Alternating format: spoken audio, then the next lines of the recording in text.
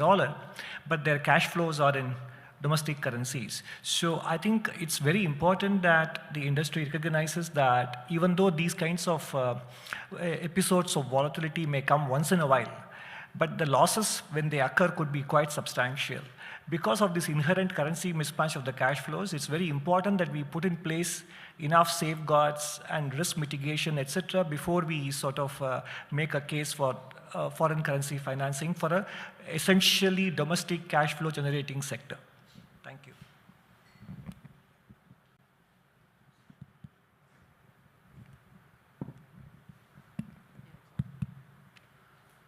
This budget in particular focuses on affordable housing, and two aspects. One, central government working with the state government to fasten and clean up the process of approvals, because from the time first investment into land happens till the first unit is sold, there can be a gap of several years, and that adds to the cost. So that is one clear area. The second, budget also announces that working with regulators to bring down the cost of intermediation. The point which I am making, as far as assigning weight for the risk is concerned, that is a separate aspect, but the cost of intermediation, which is controllable item, that is something we government expect to have that conversation.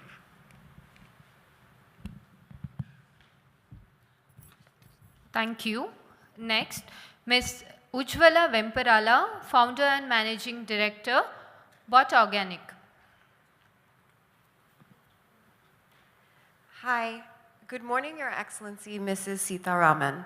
I'm Ujjwala Vemparala, founder and CEO of Bot Organic and Russ Organic. We produce cold-pressed organic beverages and also organic products. I was extremely delighted to see in the current budget for chemical-free farming across the country, along with your announcement of zero-budget natural farming. As an organic cold-pressed juice company, I would like to thank Your Excellency for this great initiative. I have a few requests. The first being, can the Government of India provide lower GST for certified organic food products and beverages, and to encourage organic food production and processing? The second would be, could the government look into introducing a sugar tax on beverages to discourage the use of sugar for a better, healthier India? The last being, food processing units are given credit-linked cap subsidy at 35% for 5 crores. However, they have to wait for approvals before setting up units. Could this be modified to give such a grant to given already existing units? Thank you so much. Thank you. Shri M.K. Agarwal, Managing Director, Grasim Industries.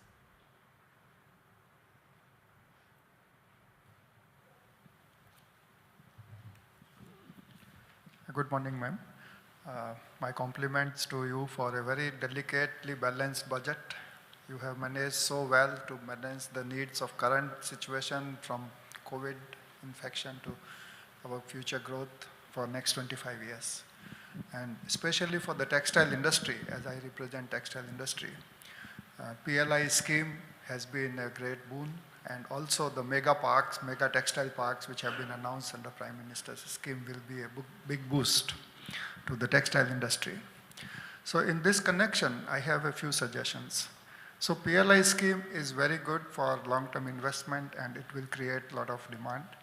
But also PLI industry can link with the available raw materials within country. Otherwise, it may so happen that the end PLI industry government may import most of the raw materials from outside, and the domestic available raw material may not get the traction. That is one. Second is the GST, which is still inverted for the textile industry. The basic raw materials still attract 18% GST, and the subsequent value chain has lower GST of 12% on yarns and fabric, and also 5% in some cases. So that blocks a lot of working capital for the downstream value chain, which can be easily avoided. And third, a big need will be there for skill development of the textile workers in all aspects of the value chain. So that aspect deserves much greater attention of the union government. Of course, the private sector also chip in, but that will be a big demand for the textile workers. Thank you. On the tax, do you want to expand on? Although the fact is, that's exactly what we wanted to correct. And that's the inversion which is hurting all of us. And it was a conscious decision taken by the GST Council after having deliberated it over 3 different council meetings. But then we had to wait for longer and said, all right, we'll give some more time and correct it. Otherwise, not so well corrected, but corrected nevertheless, saying, all right, we'll retain the status quo. So the voice of the industry is also sometimes this way, some other times that way. And within the industry, there is a request saying, correct the inversion. And some other time the industry says, no, not yet, don't correct inversion, please bear with us.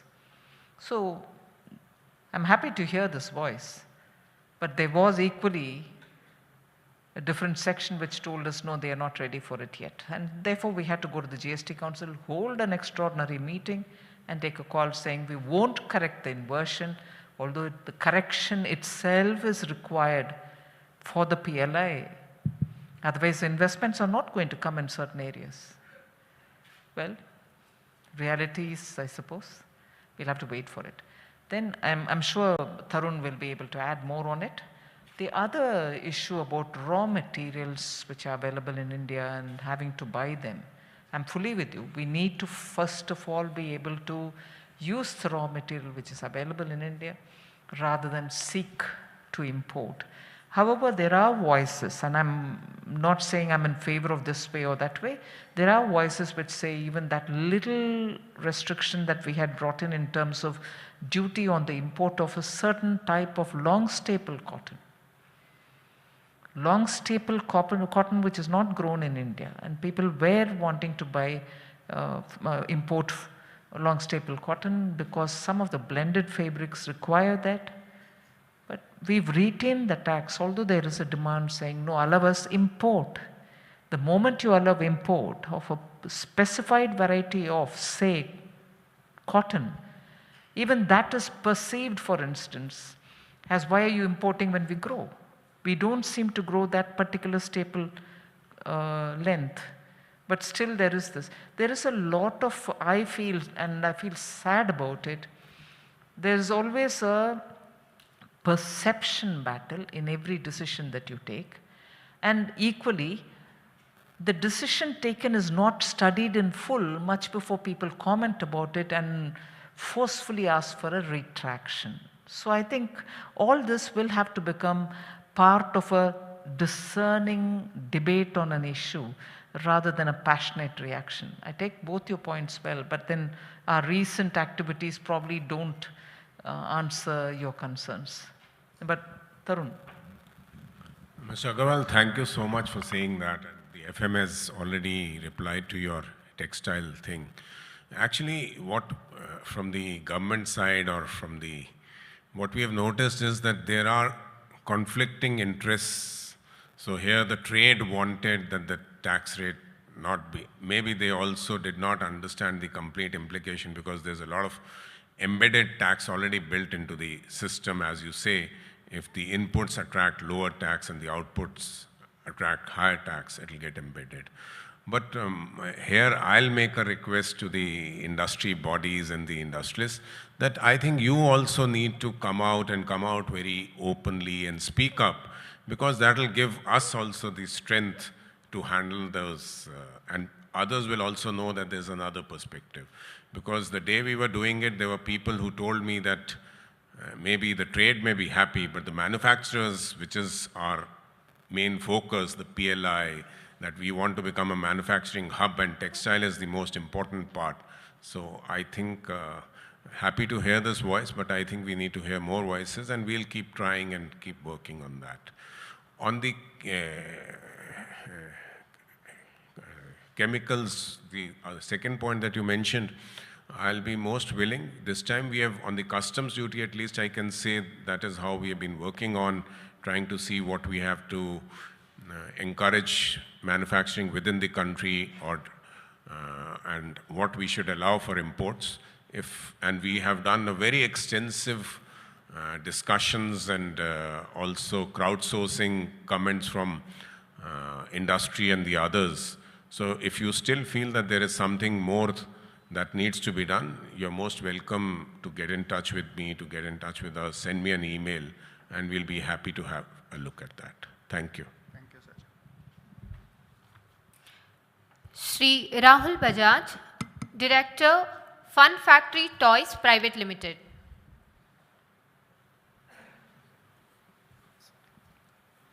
Honorable Finance Minister, good morning, and I thank you for the opportunity given us to present this sector.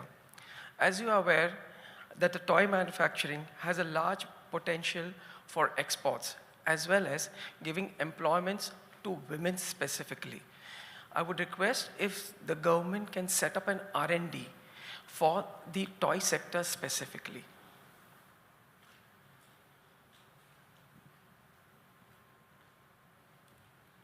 Thank you. Thank you. Next is Shri R. Mukundan, Managing Director, Tata Chemicals Limited.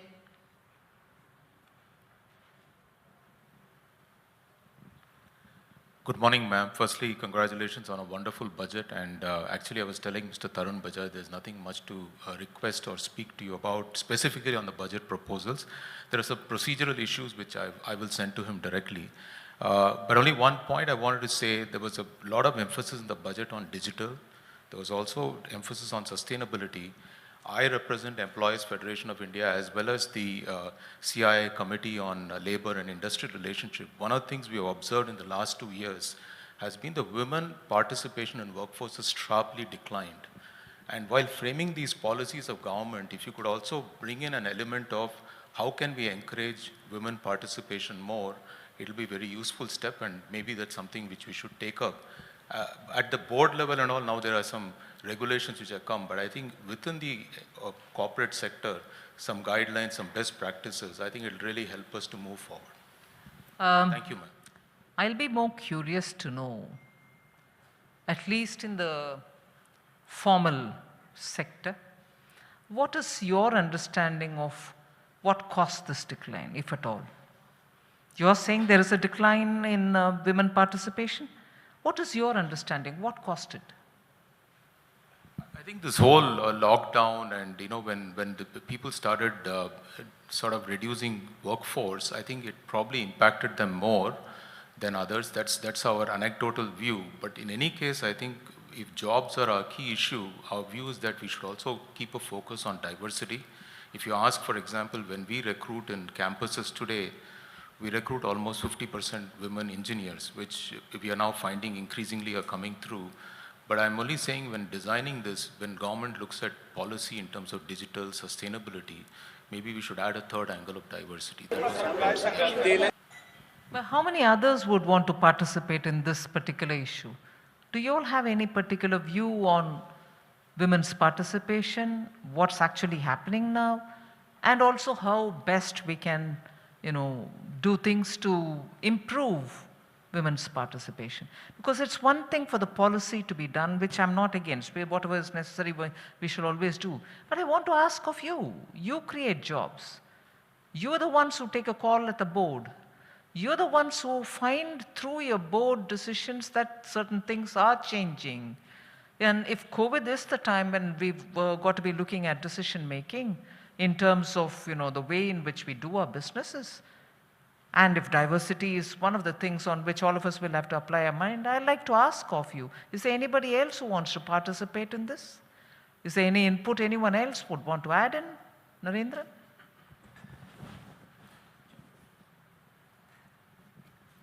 Ma'am, a couple of points. We've also been trying very hard. One is there are lots of states which still don't allow women working 3 shifts.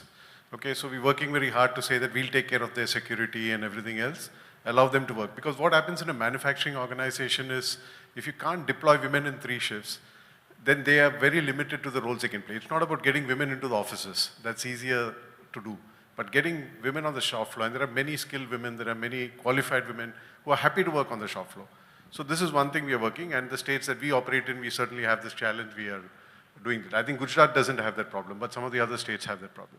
Second thing is, while private sector is providing care wherever required, because the other thing is particularly women with children, child care. So you can't do it as a company, but as a community, as a society, we need to create that infrastructure. And maybe private sector can play a role in building it with the government. But I think that is there because otherwise, again, women go out of the workforce, when they get married or when they have children, etc. And that support is not there. Today, we rely on the extended informal family to take care of that, and that may not be practical for many contract workers, for instance. So as companies, we can do that, but I think there needs to be a bigger role.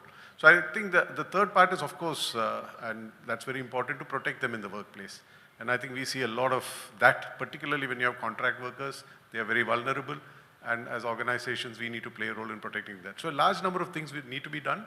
And on diversity, I think we're going beyond just women. We are looking at how can you get transgenders into our workforce, etc. So I think there's a lot we can do. Private sector is happy to play a role, but I think in some areas we do need that policy support from government and the infrastructure support that is also required.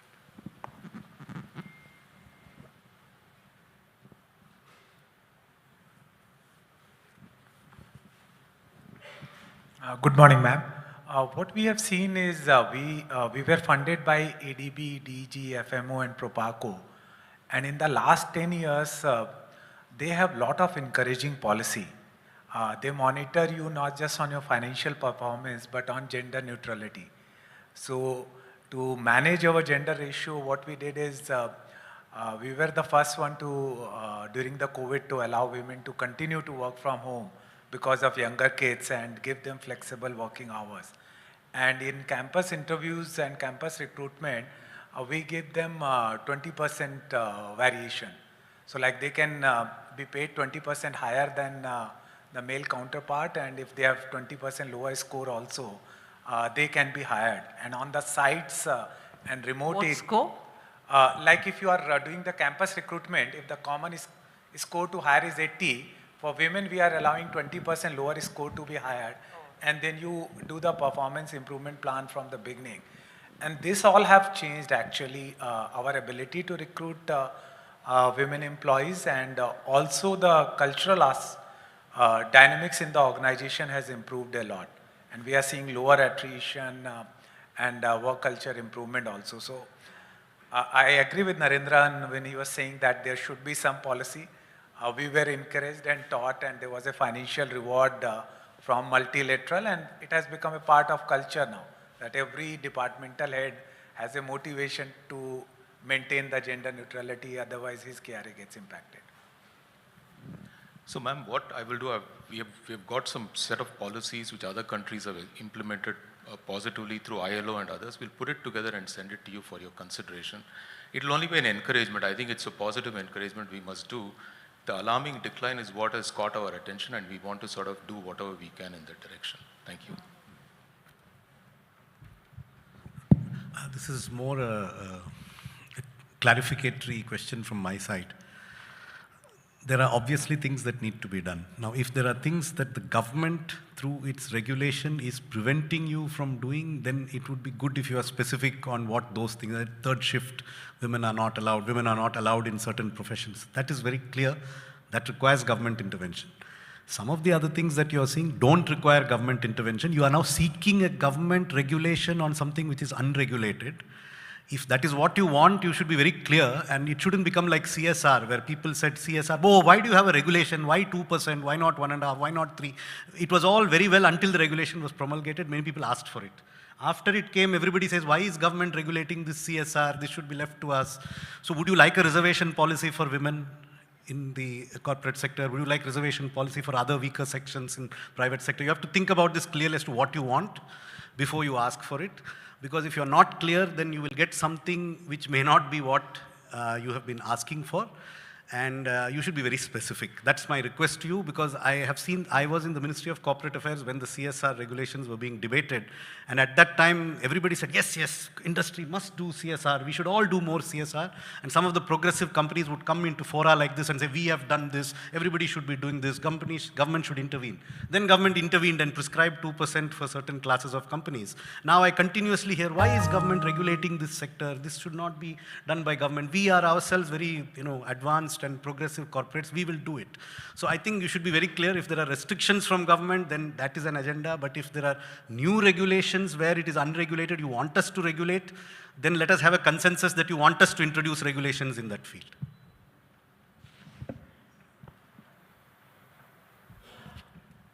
So there's no one else who's coming into this issue, right?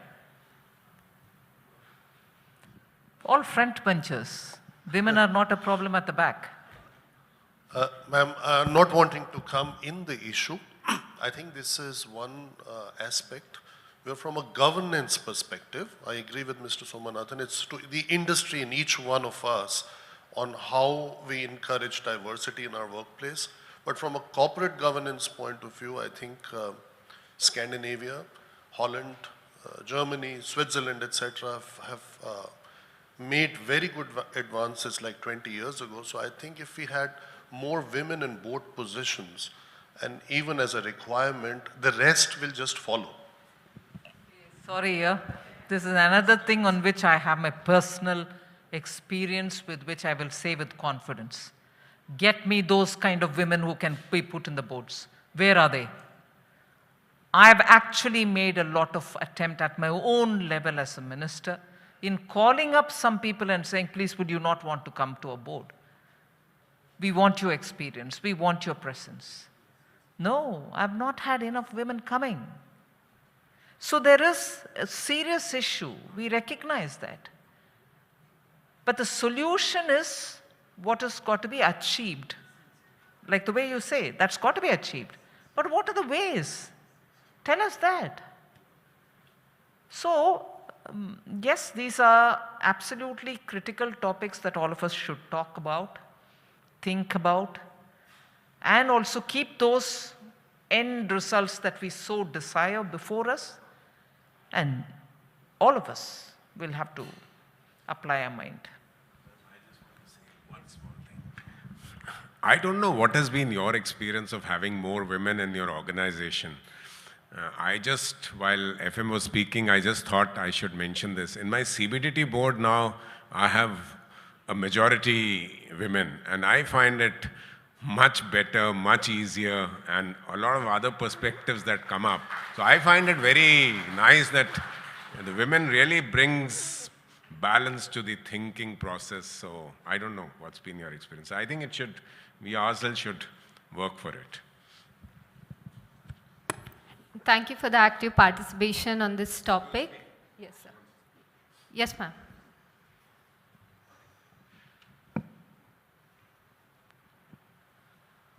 First of all, thank you to my friend Mukundan for raising the topic. I think it is a matter and should continue to be a matter of some vigorous debate. And the fact that so many people, both from here, from the floor and from the dais, including Honorable Minister, have spoken, I think speaks volumes in itself. When it comes to women on boards, I think we have made tremendous progress. We have gone from 3.5% female representation in Indian boardrooms to close to 20%, largely due to legislative and regulatory support, Companies Act and then Kotak Committee. Can we make more progress? Absolutely. Women are 50% of the world's population, so why not 50% of everything in every sphere, boards included. So I think we're making good progress on boards, maybe more can be done. The issues that emerge on factory shop floors and so on are, in my view, and this is my personal view, more attitudinal, more social. And all organizations, individuals, including government, we live in the context of our society. So sometimes social attitudes also have to change to enable both government and industry to make change, whether it's on the shop floor or in the boardroom. So just a couple of points here. Thank you. Thank you very much for active participation on this critical topic. I'm sure Ministry is definitely awaiting proposals from all the industry leaders on all the critical topics. Next, Ms. Ruchita Sawan, founder and delight specialist, Ashrang Delights.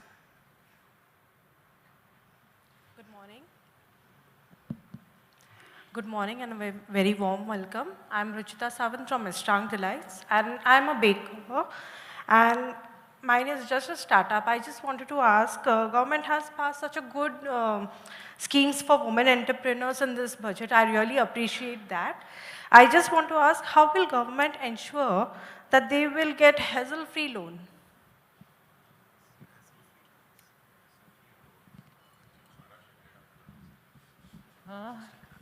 I know. The suggestion is Mr. Kara should answer on behalf of all the banks.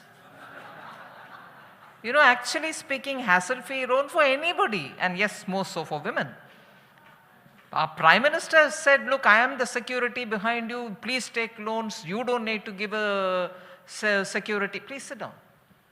And so on. And that is where in Mudra or in Swanidhi, for absolutely the poorest of the poor who are doing the little businesses, he told the banks, look, I am the security behind them, don't ask any security, give them the loans that they want. And actually speaking, the performance in terms of servicing the loan is very good. Now, over and above that, hassle-free, Mr. Kara, the opportunity is yours.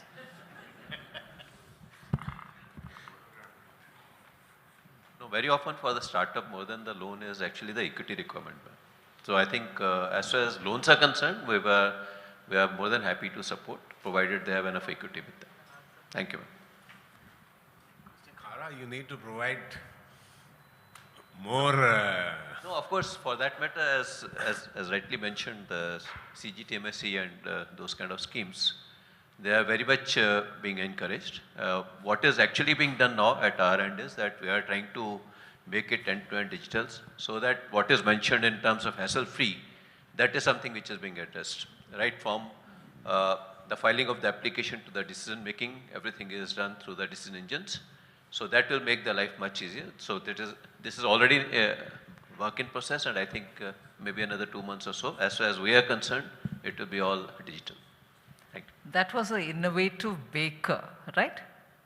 You're in bakery, right? You're an innovative baker startup who's asked that question. Yes.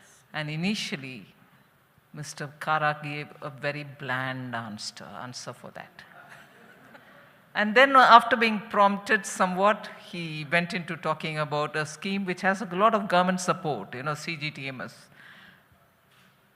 No harm. And I am conscious that I have a very new, enthusiastic Secretary, Department of Financial Services.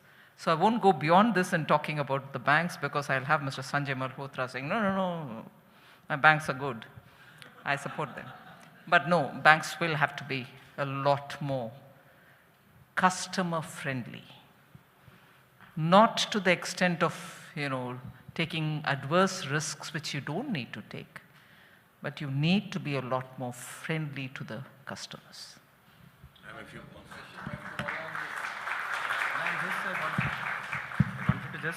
See, this is an area which is so absolutely interesting and critical.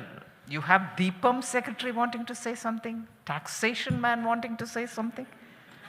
Let's all hear them out. Yes, Tuhin. Ma'am, I think this is a question of, you know, the support to the group entrepreneurship and the individual entrepreneurship. In fact, in terms of group entrepreneurship, the self-help movement, the self-help groups have done tremendous amount of progress in many, many states. That means women coming together and working out small things, and banks have been supporting. And in terms of support, governments have been putting it together, and millions of women have actually come out of their houses and then managing, you know, small business in a group manner.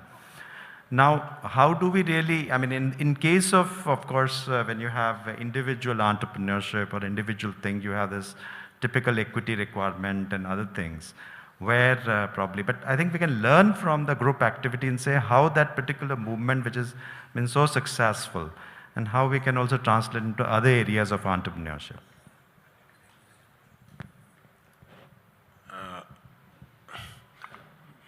Again, I'll address Mr. Kara more. No, no, no, madam. Mr. Khara is a good friend of mine. That's why I'm pinning him down. So Sanjay is new to the sector. But one good thing which has happened in the past few years is that the balance sheet, both of the banks and the corporate sector, has started looking up. And I think we have this desire that while we should be growing at 9.2% in the current year, our growth rate should be high enough in the coming years, and it is only then can we do something to the economy. So my request as a leader of the banking sector to Mr. Khara would be that you really need to work out some system that we actually push credit into the economy. And because this is one thing which keeps coming to us, and it comes to me. I have spent good 5 years in the department.